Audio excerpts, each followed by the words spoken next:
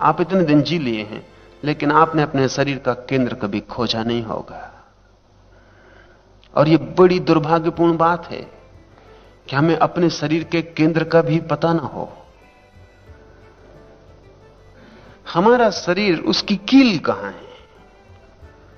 अधिक लोगों को यह कील खोपड़ी में मालूम पड़ेगी, क्योंकि वहीं चलता रहता है कारोबार 24 घंटे, दुकान वहां खुली रहती है, बाजार वहां भरा रहता है। अधिक लोगों को ऐसा लगेगा कि कहीं खोपड़ी में ही, लेकिन खोपड़ी बहुत बाद में विकसित होती है।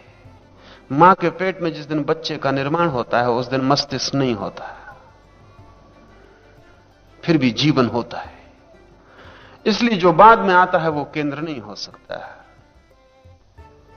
कुछ लोगों को जो भावपूर्ण हैं, स्त्रियां हैं, कवि हैं, चित्रकार हैं, मूर्तिकार हैं, उनको लगेगा कि हृदय केंद्र है, क्योंकि उन्होंने जब भी कुछ जाना है सौंदर्य, प्रेम, तो उन्हें हृदय पर ही उसका आघात लगा है। इसलिए जब भी लोग प्रेम की बात करेंगे तो हृदय पर हाथ रख लेंगे, प्रेम में चोट खाएंगे तो हृदय पर हाथ रख लेंगे।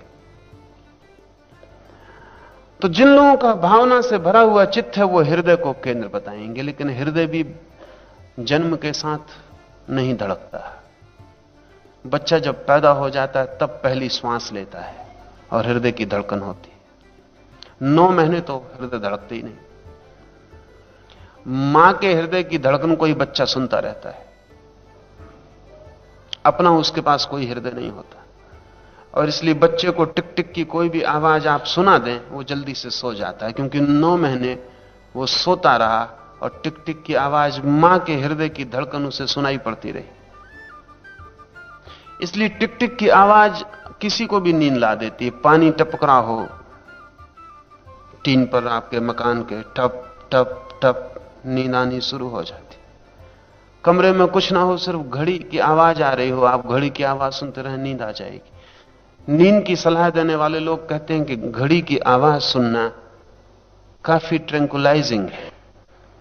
और उसका कुल कारण इतना है कि 9 महीने तक बच्चा सोया रहा और टिक टिक की आवाज, मां की धड़कन उसको सुनाई पड़ती रही। कोई हृदय भी बच्चे के पास नहीं है, लेकिन फिर भी जीवन है।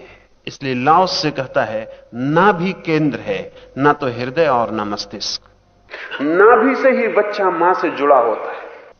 इसलिए जीवन की पहली झलक नाभि है, और वो ठीक है, वो वैज्ञानिक रूप से ठीक है।